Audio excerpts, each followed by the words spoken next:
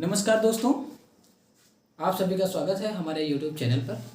आज हम आप लोगों के लिए लेके आए हैं हिंदी का बहुत ही इंटरेस्टिंग टॉपिक वर्णमाला। तो आज हम लोग पढ़ेंगे वर्णमाला। तो भाई वर्णमाला को अगर हम एकदम शुरू से शुरू करते हैं और जो हमारे जितने भी लगभग एग्ज़ाम होते हैं जिसमें हिंदी पूछी जाती है उसमें वर्णमाला से लगभग 3 से 5 क्वेश्चंस पूछे जाते हैं। इन क्वेश्चन को हम यहाँ पर कवर करेंगे और यकीनन आप मान के चलिए कि अगर आप ये पूरी क्लास को कर लेते हैं तो 3 से 5 जो क्वेश्चन आते हैं और वो क्वेश्चन आपके बिल्कुल नहीं छूटेंगे। जो भी कन्फ्यूजन रहता है जैसे कि हिंदी वर्णमाला में कितने वर्ड होते हैं, ये सारे कन्फ्यूजन आपके पूरी तरह से क्लियर हो जाएंगे। तो आइए शुरू करते हैं। सबसे पहले हम जानते हैं कि एक क्वेश्चन है, इसे आप लोग देखिए और इसका उत्तर देने का प्रयास करिए। कमेंट सेक्शन में मुझे बताइए कि लिपि चिन्हों के व्यवस्थित क्रम को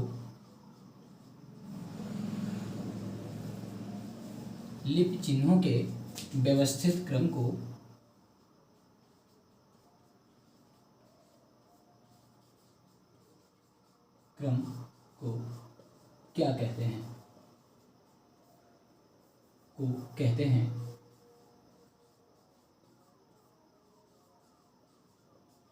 पहला ऑप्शन है शब्द, दूसरा है वाक्य,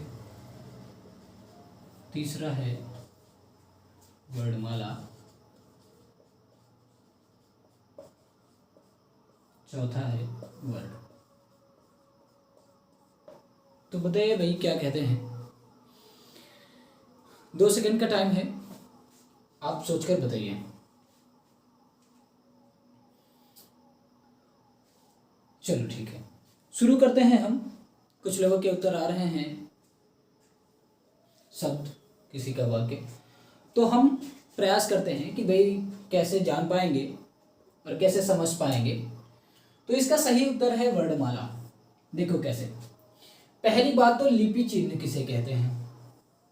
तो लिपि चिन्ह का दूसरा नाम वर्ड है, या फिर कहें तो वर्ड का दूसरा नाम ही लिपि चिन्ह है। लिपि चिन्ह का मतलब है जैसे हमारी हिंदी भाषा है, तो हिंदी भाषा की लिपि क्या है। हिंदी भाषा की लिपि है देवनागरी।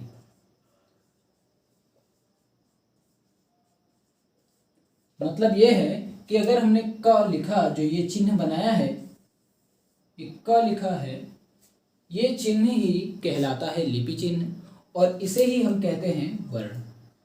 तो हम लोगों ने अभी तक पढ़ा होगा कि वर्णों के व्यवस्थित क्रम को वर्णमाला कहते हैं, परंतु यहाँ पर एक बात नई सीखने को मिली आप लोगों को कि लिपि चिन्हों के व्यवस्थित क्रम को वर्णमाला कहा जाता है।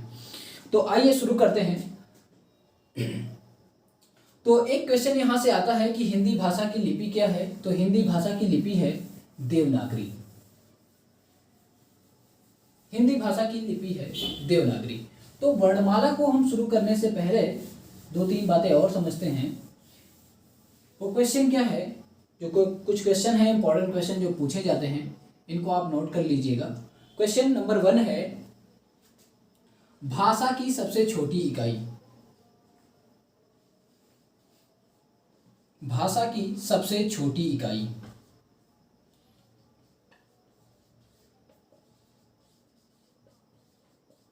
भाषा की सबसे छोटी इकाई।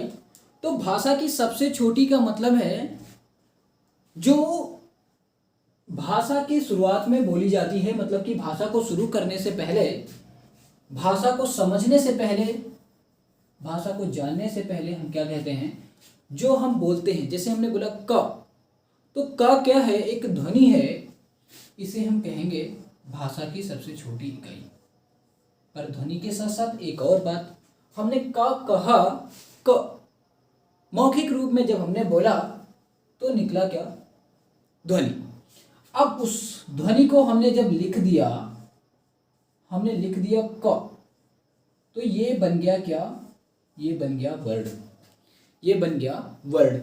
तो जब प्रश्न आता है कि भाषा की सबसे छोटी इकाई, जब लिखित पूछ लें, सॉरी, जब मौखिक पूछा जाए कि भाषा की सबसे छोटी मौखिक इकाई, तो जब हम मौखिक की बात करेंगे तो हम कहेंगे ध्वनि। मतलब हम लिखते नहीं हैं, जब हम लिखते नहीं हैं तब क्या होगी, ध्वनि होगी। और जब हम उसी बात को लिख देते हैं, उसी को सिंबल में, उसी को चिन्ह में पिरो देते हैं, तो वो लिखित हो जाती है और वो बन जाता है वर्ड। तो यहाँ से दो क्वेश्चन क्लियर होते हैं कि क्वेश्चन आएगा कि भाषा की सबसे छोटी मौखिक इकाई बताइए, तो भाषा की सबसे छोटी मौखिक इकाई ध्वनि होती है। और भाषा की सबसे छोटी लिखित इकाई की अगर बात की जाए तो भाषा की सबसे छोटी लिखित इकाई वर्ड होता है। ठीक है, अब यहाँ पर ये एक दूसरे के सिमिलर हैं, मतलब वर्ड लिखित है और ध्वनि मौखिक है। अब इसके बाद हम बात करते हैं कि वर्णमाला में कितने वर्ड होते हैं। वर्णमाला में कितने वर्ड होते हैं। वर्णमाला में वर्णों की संख्या की अगर हम बात करें, वर्णों की संख्या की, तो इसको लेकर बड़ा ही कंफ्यूजन रहता है। इसको मैं ज़रूर क्लियर करूंगा, पर इस क्वेश्चन को पढ़ने से पहले, इस क्वेश्चन का आंसर जानने से पहले हम कुछ और बातें डिटेल में जान लेते हैं, जिससे कि हमें कभी कंफ्यूजन ना हो और हम कभी ना भूलें कि वर्णमाला में कितने वर्ड होते हैं। तो हमें पता है कि वर्णमाला में दो चीज़ें होती हैं, स्वर होता है और व्यंजन होता है। इन दोनों बातों को हम पढ़ेंगे। तो आज हम शुरू करेंगे, आज हम इस वीडियो में पढ़ेंगे स्वर के बारे में। तो स्वर के बारे में ज़्यादातर लोग जानते होंगे, और जो नहीं जानते हैं, हम एकदम बेसिक से शुरू करते हैं। तो हम जान लेते हैं कि स्वर होता क्या है। तो वर्णमाला में हम शुरू करते हैं स्वर से। स्वर, स्वर ऐसे वर्ड जो स्वतंत्र रूप से बोले जाते हैं, स्वर कहलाते हैं। स्वतंत्र रूप से बोले जाने का मतलब है जो किसी दूसरे वर्ड की सहायता नहीं लेते हैं, वो कहलाते हैं स्वर। दूसरे वर्ड की अगर सहायता नहीं लेते हैं तो वो स्वर कहलाते हैं। अब बात आती है, मैं यहां लिख देता हूं, जो स्वतंत्र रूप से बोले जाते हैं।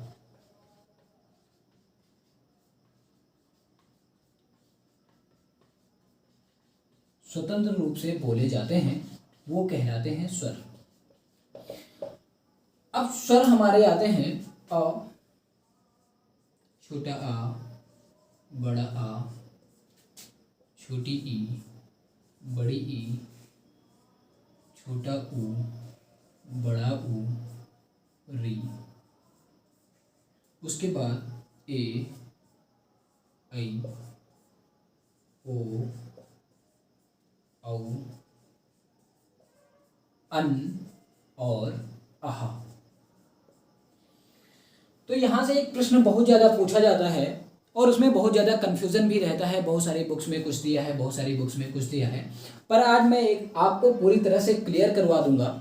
और कई सारी बुक्स का निचोड़ और कई सारे विद्वानों का जो हमने स्टडी किया है, उसके अनुसार मैं बता रहा हूँ कि आ 1, 2, 3, 4, 5, 6, 7, 8, 9, 10 और 11, ये हैं स्वरों की संख्या 11।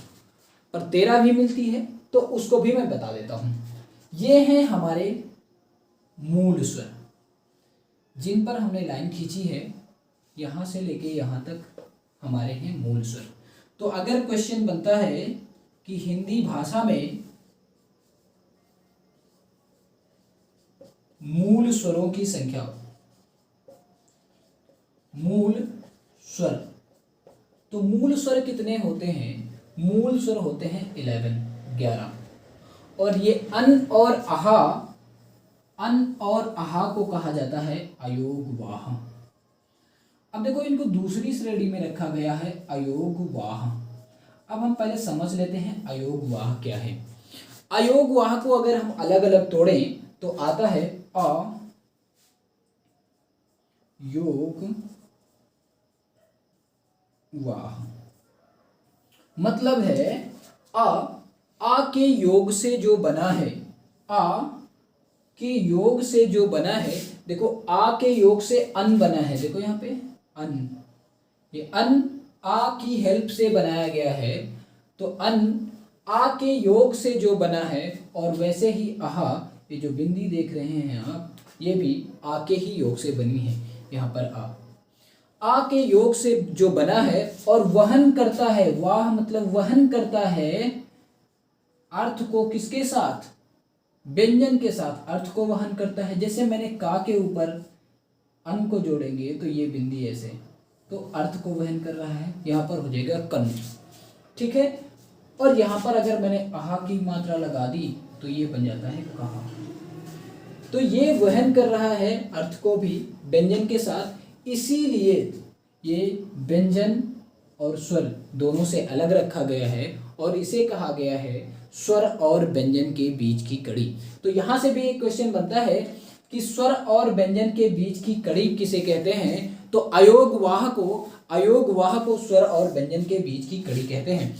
तो हम अपने क्वेश्चन पे आते हैं कि हिंदी भाषा में मूल स्वर कितने हैं, 11। या फिर एक क्वेश्चन और बनता है कि हिंदी भाषा में मूलतः स्वरों की संख्या, मूलतः स्वर, मूल कहे या फिर मूलतः कहे दोनों एक ही बात है, मूलतः स्वर कितने हैं, 11। इसके अलावा भी एक क्वेश्चन आता है, मूलतः स्वर के अलावा अगर पूछा जाए हिंदी भाषा में कुल स्वर, कुल स्वरों की संख्या अगर हम कहेंगे तो कुल स्वर हमारे हो जाएंगे, कुल स्वरों की संख्या अगर बात करें तो पहले से हम देखें कि 11 तो हमारे मूल स्वर हैं, 11 तो हमारे मूल स्वर हैं या फिर मूलतः स्वर हैं, और 2 हमारे अयोगवाह, अन और आहा, ये दो हमारे अयोगवाह, तो ये मिला के बनते हैं 13। तो यहाँ से अब कंफ्यूजन नहीं होना चाहिए। अगर क्वेश्चन पूछा जाए कि हिंदी भाषा में स्वरों की संख्या, मूल स्वर पूछा जाए, स्वरों की संख्या पूछी जाए, तो हम उत्तर देंगे 11। मतलब 3 बातों स्क्रीनशॉट ले सकते हैं आप, स्वरों की संख्या, मूल स्वर और मूलतः स्वरों की संख्या। 3 प्रश्न का उत्तर है 11। अगर आपसे पूछा जाए कि हिंदी भाषा में कुल स्वरों की संख्या, कुल स्वरों की संख्या अगर पूछी जाएगी तभी आप उत्तर 13 देंगे। 13 कब होगा, जब कुल स्वरों की संख्या पूछी जाएगी तब आप उत्तर देंगे 13। ठीक है, समझ आ गया यहां तक, कोई दिक्कत नहीं। अब हम बढ़ते हैं आगे।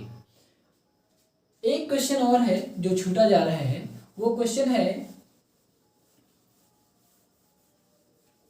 उस क्वेश्चन को भी आप नोट कर लीजिए।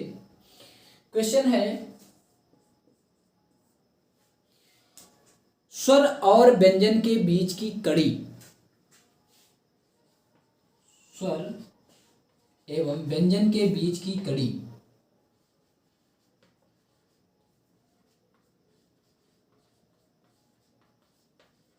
स्वर एवं व्यंजन की बीच की कड़ी किसे कहते हैं? तो हमारा उत्तर होगा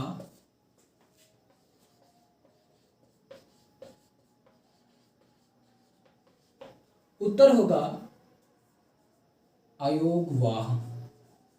मीन्स अन और आहा को हम स्वर और व्यंजन के बीच की कड़ी कहते हैं। ये क्वेश्चन है। अब उसके बाद हम बात करते हैं, एक क्वेश्चन जो आता है स्वर से,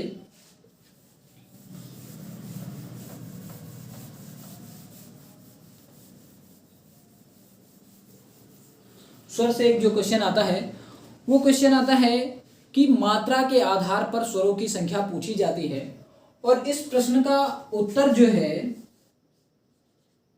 इस प्रश्न का उत्तर स्टेट बदलने के हिसाब से बदल जाता है। जैसे देखो, पहले मैं प्रश्न लिख देता हूं, मात्रा के आधार पर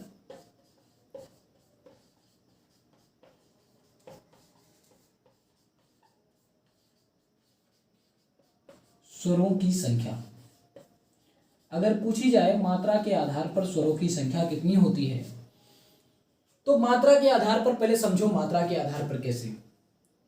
छोटे आ की मात्रा तो होती नहीं है, बड़े आ की मात्रा, छोटी ई की मात्रा, बड़ी ई की मात्रा, छोटा ऊ की मात्रा, बड़ा ऊ की मात्रा, री, ए, आई और ओ, औ। ठीक है, तो यहां से अगर हम देखें अन और आहा तो अयोगवाह में आ जाते हैं, तो यहां से हम काउंट करेंगे तो 1 2 3 4 5 6 7 8 9 10, मतलब 10 स्वरों की संख्या कितनी हो जाएगी मात्रा के आधार पर 10, मात्रा के आधार पर कितनी 10। ये बाकी सब स्टेट के लिए है।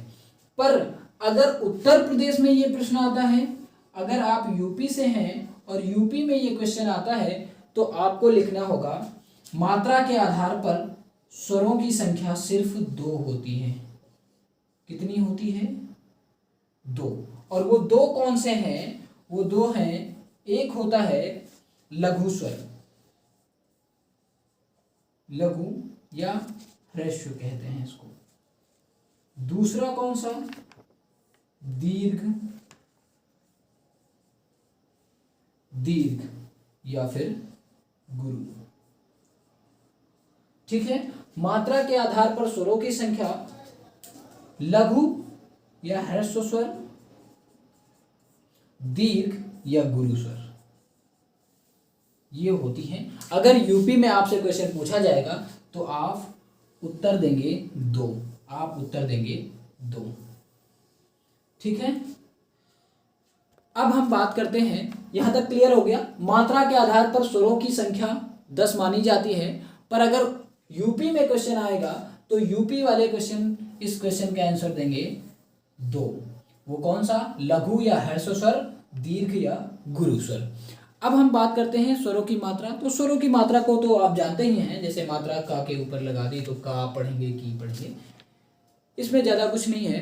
तो स्वरों की मात्रा को हम लोग समझते ही हैं। अब हम बात करते हैं स्वरों के वर्गीकरण की, मतलब स्वरों का वर्गीकरण कितने प्रकार से किया जा सकता है, स्वर कितने प्रकार के होते हैं।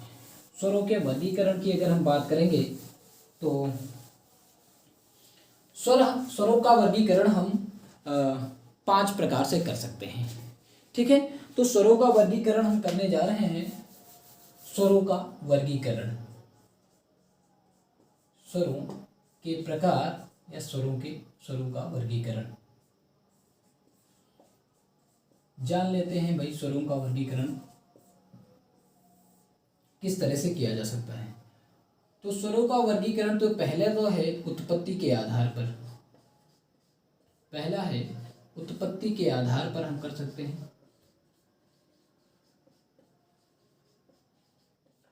उत्पत्ति के आधार पर मतलब कि कैसे स्वर उत्पन्न हुआ उसके आधार पर हम कह सकते हैं। दूसरा है उच्चारण काल के आधार पर, कि स्वर को उच्चारित करने में कितना समय लगता है उसके आधार पर, उच्चारण काल के आधार पर, उच्चारण काल के आधार पर।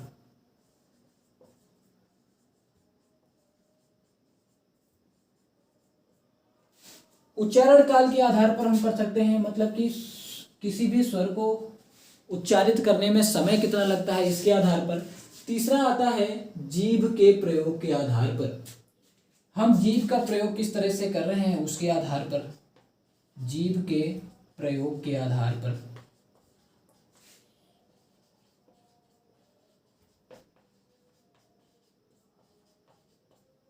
जीभ के प्रयोग के आधार पर। चौथा आता है होठों की स्थिति, होठों की, किसी भी स्वर को उच्चारित करते समय, जैसे ओ को उच्चारित किया तो कैसे होठों की स्थिति है, आ को उच्चारित किया तो कैसे होठों की स्थिति है, इसके आधार पर, होठों की स्थिति के आधार पर।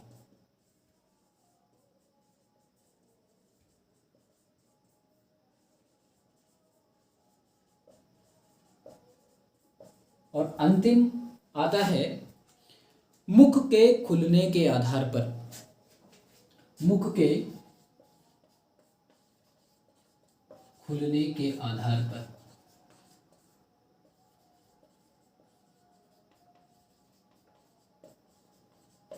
तो यहाँ पर आज हम डिस्कस करेंगे उत्पत्ति के आधार पर। उत्पत्ति के ये 5 प्रकार हैं जिनको हम पढ़ेंगे आगे। इन 5 प्रकार में हम उन सारी बातों को डिस्कस करेंगे कि उच्चारण के आधार पर स्वर कितने प्रकार के होते हैं, जीभ के प्रयोग के आधार पर, होठों की स्थिति के आधार पर कौन कौन से स्वर होते हैं, और मुख के खुलने के आधार पर यहाँ पर आज जो हम डिस्कस करने वाले हैं वो उत्पत्ति के आधार पर, कि उत्पत्ति के आधार पर स्वर कितने प्रकार के होते हैं। इसको मिटा देता हूँ। उत्पत्ति के आधार पर स्वर कितने प्रकार के होते हैं, इसके बारे में हम डिस्कस करेंगे। उत्पत्ति के आधार पर स्वर कितने प्रकार के होते हैं और किस तरह के होते हैं, इनके बारे में हम डिस्कस करेंगे। तो उत्पत्ति के आधार पर अगर हम देखें तो उत्पत्ति के आधार पर एक होता है हमारा मूल स्वर, एक होता है मूल स्वर, और दूसरा 2 प्रकार के होते हैं मूलतः। एक होता है मूल स्वर और दूसरा होता है संयुक्त स्वर या फिर संधि स्वर कहते हैं। दूसरा होता है संधि स्वर। अब इन दोनों को हम समझने की कोशिश करते हैं। मूल स्वर जिसको हम लघु या हर्ष स्वर भी कहते हैं। ये क्वेश्चन 2 तरह से आएगा, लघु या हर्ष स्वर, लघु या हर्ष स्वर भी कहते हैं।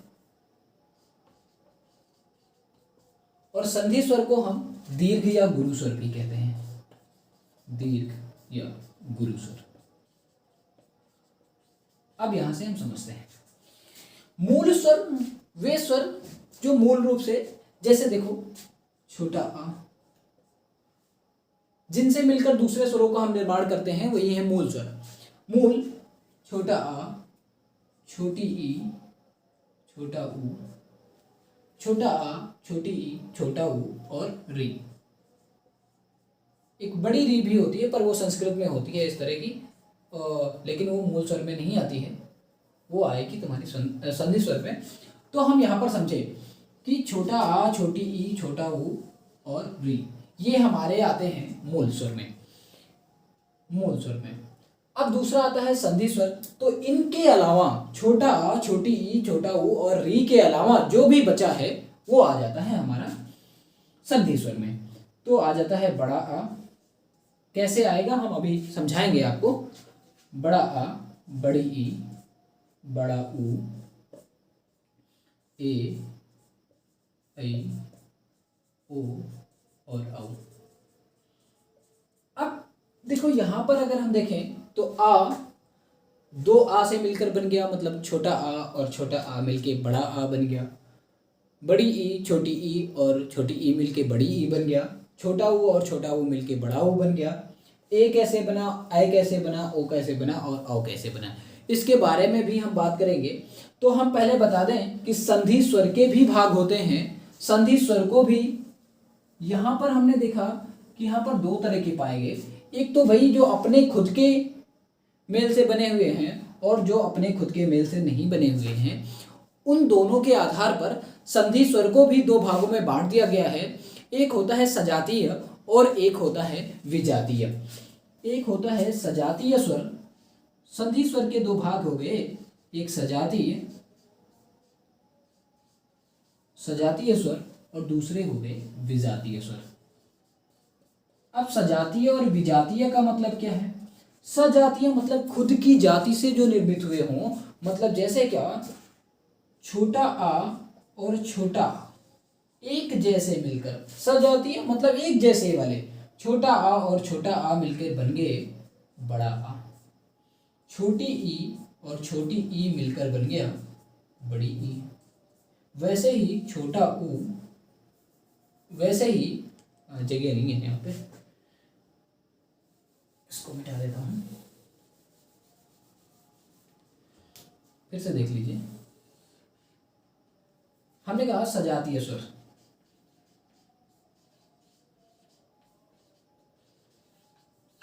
सजातीय स्वर, या हम इन्हें मूल दीर्घ भी कहते हैं। क्या कहते हैं, एक नाम और है मूल दीर्घ।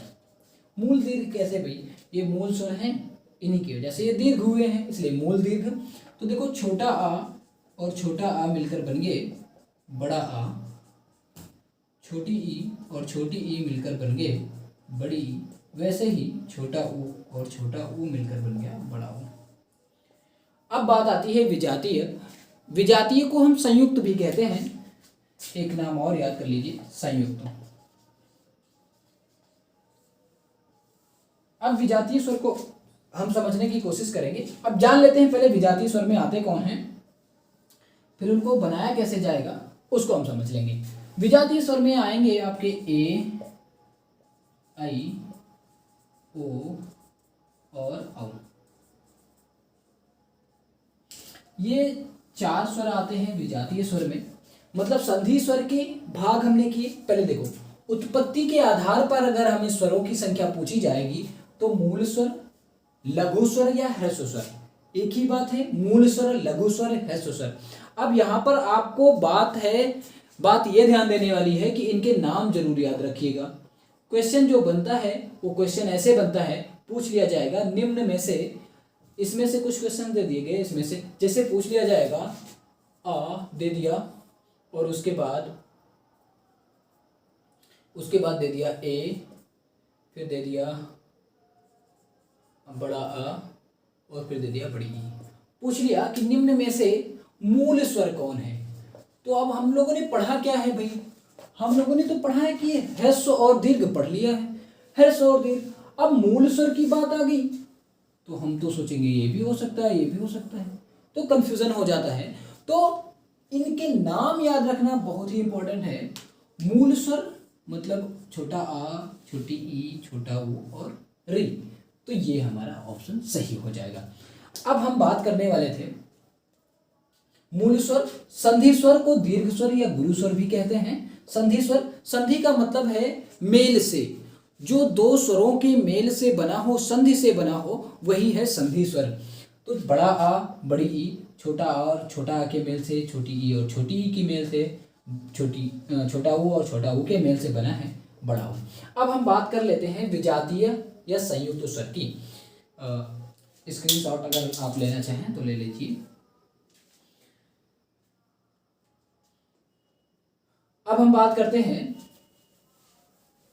इस बात को समझ लेते हैं विजातीय या संयुक्त स्वर को। संयुक्त स्वर को समझ लेते हैं कि संयुक्त स्वर कैसे हैं और कैसे बने हैं। संयुक्त स्वर या फिर विजातीय स्वर समझते हैं भाई विजातीय स्वर को। देखो जो ए है, ए बनता है आ और ई के मेल से, आ और छोटी ई के मेल से बन गया आपका ए। फिर दूसरा जो बनेगा आ और ए के मेल से बनेगा, आ और ए के मेल से बनेगा ऐ। या फिर इसको ऐसे भी लिख सकते हो कि यहां पर देखो, आ को तो हम आ ही रखेंगे, प्लस ए को हम लिख सकते हैं, ध्यान दो, आ और ई के मेल से ए बना, छोटा आ और ए के मेल से आई बना। तो ए को हम लिख सकते हैं छोटा आ प्लस ई, ये आई। अब यहां से देखो तो ये छोटा आ और छोटा आ मिलके बड़ा आ प्लस ई, तो इसको बड़ा आ, तो यहां से जो रिजल्ट निकल के आया है वो रिजल्ट ये निकल के आया है कि आई को हम छोटा आ प्लस ए भी कह सकते हैं और बड़ा आ प्लस ई भी कह सकते हैं। समझ में आ गया? देखो कंफ्यूजन नहीं होना चाहिए। छोटा आ और ई मिलके बना ए, छोटा आ और ये वाला ए मिलके बन गया आई। तो यहाँ पर देखें तो आ ही रहा, इसको तो कोई भी दिक्कत नहीं। अब इसको हमने क्या लिखा, इसको हमने लिखा है ए को फिर से लिख दिया छोटा आ प्लस ई, और ये छोटा आ और छोटा आ मिलके बन गया बड़ा आ और ई मिलके आई। ठीक है, समझ आ गया? तो ऐसे ही हम बाकी को हम समझाएंगे, बाकी को हम बनाएंगे। वो कैसे, देखो वो ऐसे, हम अगर आई को बना लिया, ओ कैसे बनता है, तो ओ बनता है छोटा आ प्लस ऊ से, बन गया ओ, और जो औ बनेगा वो आ और ओ के मेल से औ। और इसको अगर हम तोड़ेंगे, इसको अगर हम तोड़ें तो ये हमारा बन जाता है, इसको अगर हम तोड़ेंगे, इसको अगर हम तोड़ेंगे तो ये हमारा बन जाएगा छोटा आ। और हमने क्या किया, ओ को तोड़ा और बन गया ओ प्लस सॉरी आ प्लस ऊ, ये औ बन गया। अब यहाँ पर देखें तो ये और ये मिलके बन जाते हैं बड़ा आ प्लस ऊ बराबर औ। ठीक है, कोई कंफ्यूजन नहीं। तो यहाँ से दो बातें निकल के आती हैं कि जो औ है उसको हम लिख सकते हैं छोटा आ प्लस ओ औ और बड़ा आ प्लस ऊ औ। और ओ कैसे बनता है, आ प्लस ऊ। तो जो कंक्लूजन है छोटा आ प्लस ई ए, छोटा आ प्लस ऊ ओ, छोटा आ प्लस ए आई और छोटा आ प्लस ओ औ। ठीक है, यहाँ तक समझ आ गया, कोई दिक्कत नहीं। बस ये क्लास हम यहीं तक समाप्त करते हैं। और जो यहाँ से क्वेश्चन बनते हैं, क्वेश्चन बनेंगे कि आप बताइए संयुक्त स्वर। क्वेश्चन बनेगा संयुक्त, निम्न में से संयुक्त स्वर क्या है, और 4 ऑप्शन दे देंगे जिसमें से एक दे दिया कि ए का, और बाकी संयुक्त स्वर की जगह दूसरे स्वर रख देते हैं। और विजातीय स्वर जैसे पूछ लिया या फिर संयुक्त स्वर पूछ लिया तो विजातीय स्वर या संयुक्त स्वर पूछ लेंगे, और कुछ बड़ा आ दे दिया, छोटी बड़ी ई दे दिया, बड़ा ऊ दे दिया, और उसके बाद तीसरा दे दिया ऑप्शन, मतलब ये दे दिया कि बड़ा आ, बड़ी ई, बड़ा ऊ, और तीसरा ऑप्शन दे दिया ओ। तो निम्न में से बताइए कि संयुक्त स्वर या विजातीय स्वर कौन सा है। तो आपको अगर नाम नहीं याद होगा तो आप ये क्वेश्चन नहीं कर पाएंगे। तो संयुक्त स्वर किसे कहते हैं ये हमने बता दिया है, तो आप इस पर टिक कर देंगे आसानी से। तो थैंक यू, मैं यहीं पर अपनी क्लास समाप्त करता हूँ। अगली बार मैं बताऊंगा कि उच्चारण काल, नेक्स्ट वीडियो में मैं बताने वाला हूँ कि उच्चारण काल के आधार पर, उच्चारण काल के आधार पर स्वरों का वर्गीकरण करेंगे हम उच्चारण काल के आधार पर। तो ओके, थैंक यू। जितने क्वेश्चन बताए हैं उनको ध्यान रखिएगा। Okay, thank you.